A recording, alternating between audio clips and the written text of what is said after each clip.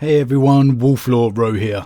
First off, happy Thanksgiving to all my friends across the pond. I know things aren't exactly normal this year with the coronavirus and the lockdowns, but I hope you all manage to have a great time with your loved ones.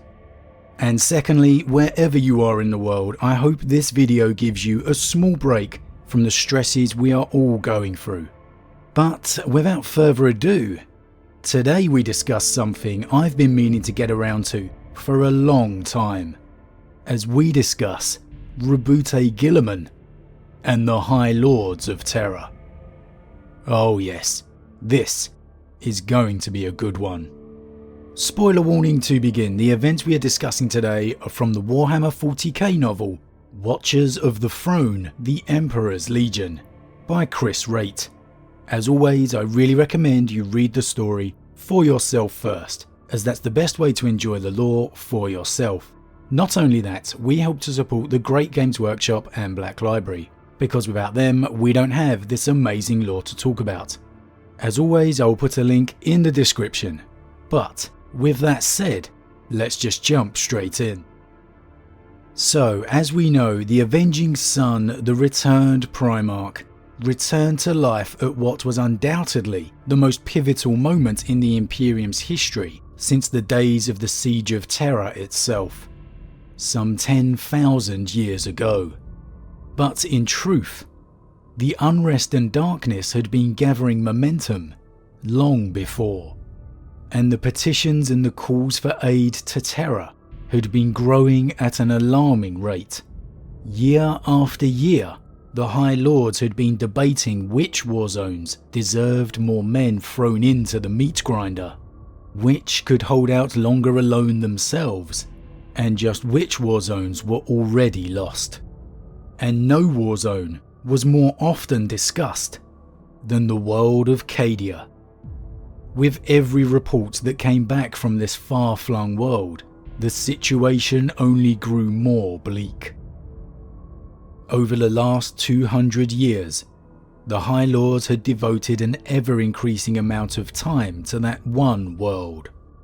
Regiments had been thrown into the void to bolster it. Space Marine chapters had been petitioned to reinforce its approaches. Armorites and Strategios had been seconded to augment its walls and its fortresses.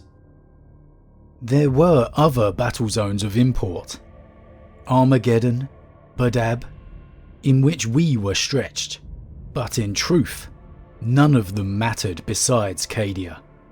For if that world fell, then the balance of power we had cultivated for 10,000 years would be ended at a stroke.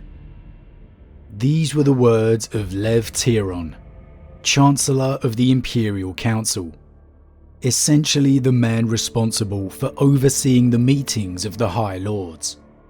And though not one of the High Lords himself, it was he and he alone that seemingly realised just how grave the state of Cadia had become. And he took the very real risk to his own personal safety at secretly trying to broker the impasse between the High Lords' vote on the dissolution of the Edict of Restraint, the law that kept the Adeptus Custodes bound to Terra. The Golden Legion, the 10,000, the Watchers of the Throne, the greatest and most lethal fighting force in the Imperium's arsenal. Now more than ever, the Emperor's Legion were needed amongst the stars once more, not chained and bound to the depths of the Imperial Palace. If any could turn the tide, it would be them. And when I say Tiron took the risk, that's no small understatement, for politics on Terra is more dangerous than any battlefield. Any of the High Lords could have him removed in the blink of an eye, let alone Fadix, the Grand Master of Assassins, whose deciding vote could break the deadlock and change the fate of the entire Imperium, being the difference between its continued survival or possible doom. Now, I've raved about the amazing job Chris Wright did in the Emperor's Legion before, but Tyron is the perfect example of this. He's such a brilliantly crafted character. He's one of the most influential men in all of the Imperium, who could happily live what's left of his life in oblivious luxury. But he cares. This old man, shielded from the horrors of war, oblivious to the struggles of the simple citizens of the Imperium, and not once does he come across as unbelievable. This simple aged old man, denied an audience with Trajan Valoris, Captain General of the Adeptus Custodes, goes to the length of setting up intruders into the palace to draw out the Captain General. And despite being utterly terrified by the master of the Custodes at war, he still finds the resolve to plead with him, beseeching Valoris to attend the High Lord's next meeting, to cast his vote. And for his fortitude, he succeeds, and Valoris does attend.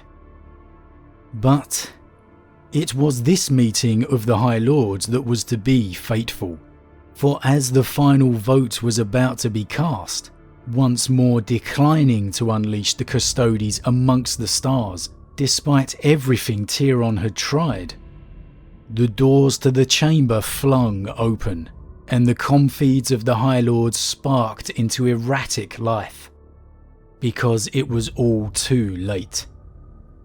Cadia had fallen. The chaos, no pun intended, that ensued across the Imperium was total. The forces of the ruinous powers run rampant across system after system, world after world. With the Astronomicon abruptly failing, even the very soil of Terra began to give rise to cults and worshippers of evil, as the grey sky turned to a sickly red. Now, I want to discuss the failure of the Astronomicon another day, but there's a really great description from the Custodian Valerian about the Astronomicon, about how it's so much more than just a beacon. It's a symbol for the Emperor himself, that he still lives. I mean, just imagine it. Having an actual physical symbol that your god is still alive. And not just alive, fighting for your very survival. And then to just have that fail, to be taken away. Can you imagine the sheer panic and terror that this would cause across the Imperium? Even for the basic person, the non-psyker. Though they can't see the Astronomicon, they can feel it, like a comforting security blanket across the Imperium's shoulders, bolstering your heart and your spirit. And this had been abruptly pulled away. And it was during this time of darkness that a legend of the past returned, with readings of power spikes off the scale coming from Luna. Adeptus Astartes ships and even Custodes began to take flight from Terra towards its moon.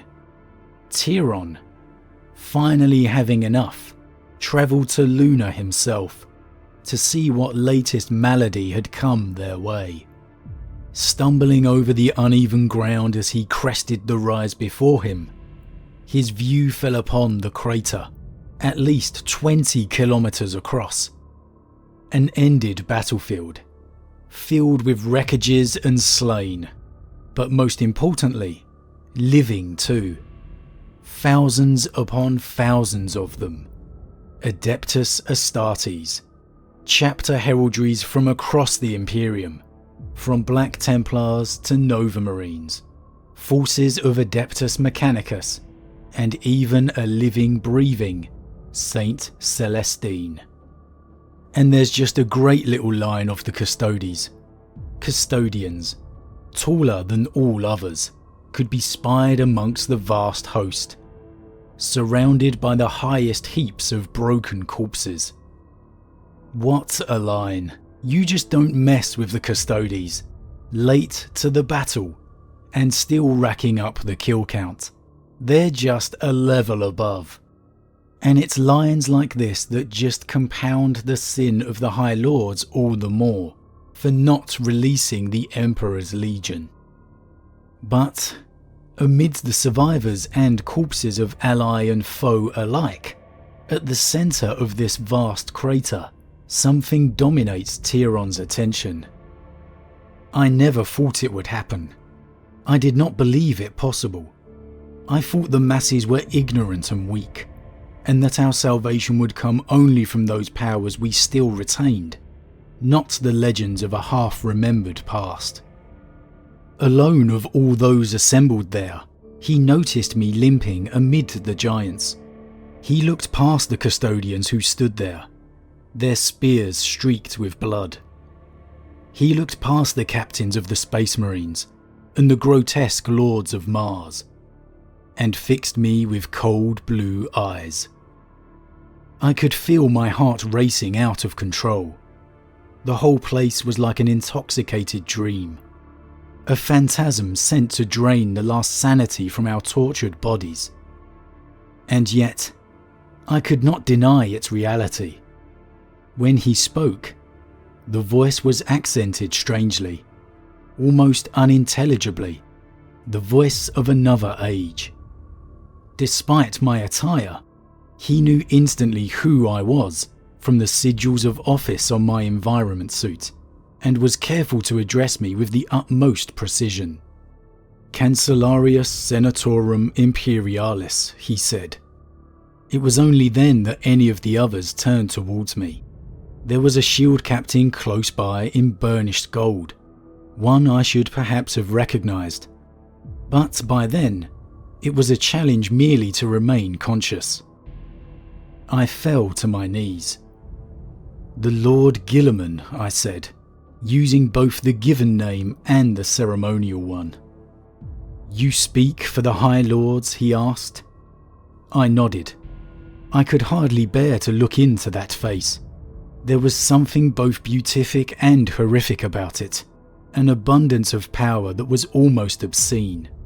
He was of another age. He was a myth that had died. He took a single step towards me, extending a vast gauntlet chased in gold and cobalt. "Then it is good you are here, Chancellor," Roboute Guilliman said. "I have been away a long time. Perhaps, if your offices still extend to such things, you would be good enough to show me to your masters." And just like that, the true power base of the Imperium changed. Man, what a passage. So simple, yet so much to unpack. Legends of half-remembered past. How true this is. It's so often overlooked, but the heresy was 10,000 years ago. 10,000! I mean, just how we refer to, say, the Roman Empire.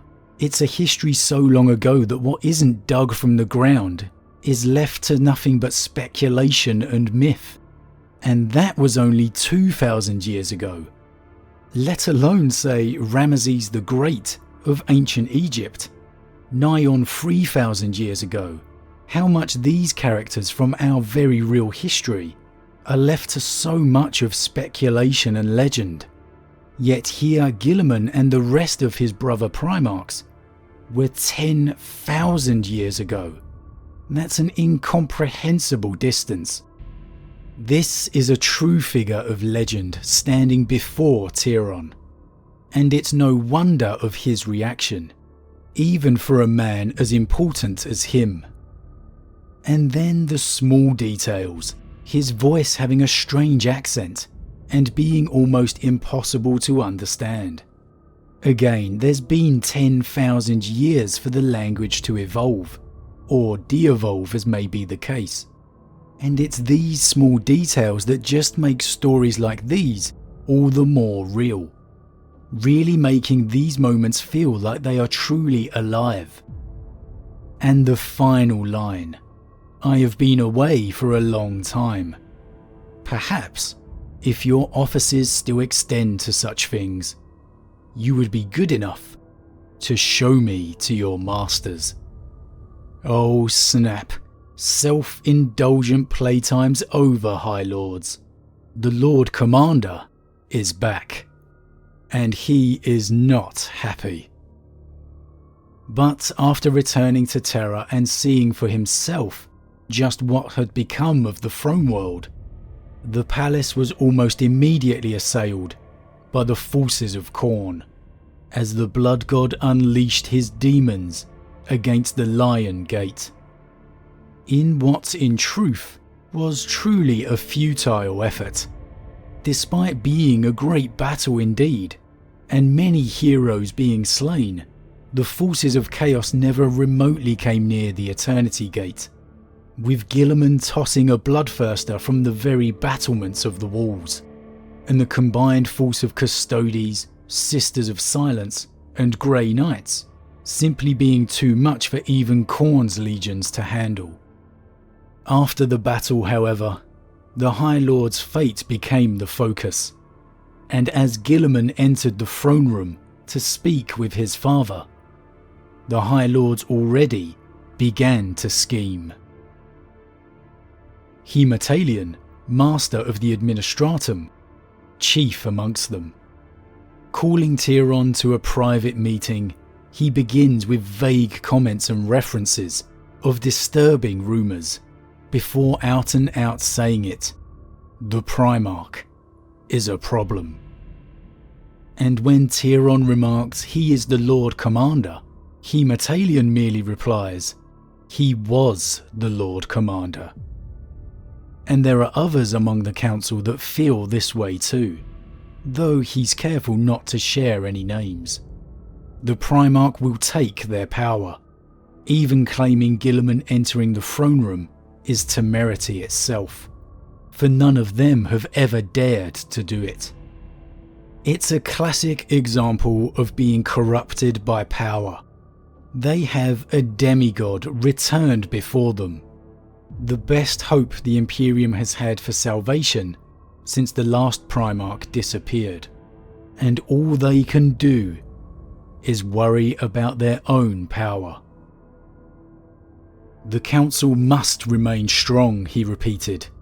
While the Lord Guilliman remains within the sanctum, we have our chance to act.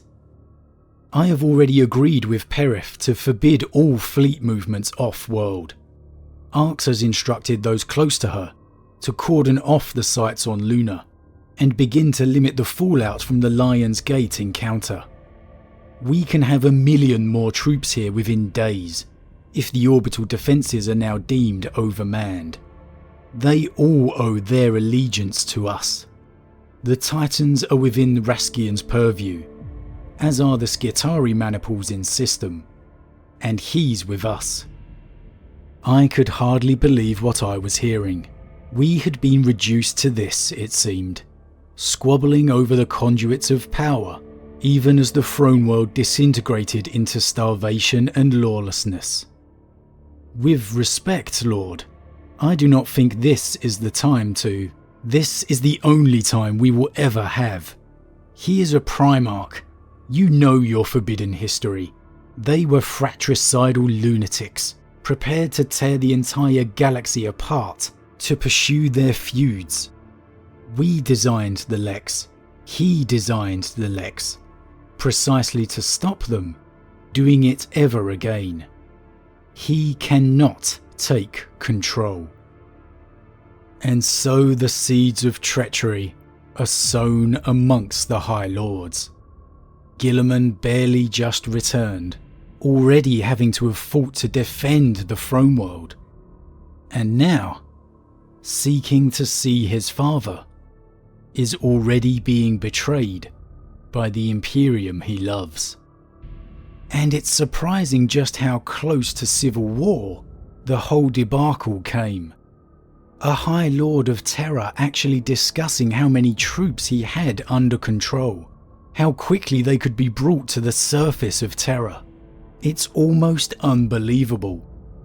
But I guess, is there any better representation of the Imperium as it's become? And what of the fates of the High Lords? Well, now that's a discussion for another day. But as always guys, what do you think? Are you surprised at the treachery of the High Lords of Terra? That some of them truly conspired to prevent Guilliman from reassuming his role as Lord Commander? That they truly believe themselves above him to be better positioned to rule in the Emperor's name? And just what do you think was going through Guilliman's mind as he set eyes upon the throne world for the first time in 10,000 years? As always, leave your thoughts in the comments below, I love to read them. Huge thank you to all my subscribers, your support truly means a lot to me, it really does. And if you're new, please consider subscribing to help the channel grow. And if you enjoyed this particular vid, then why not drop a like on it too. But with that said, I am off, and I'll see you all again real soon.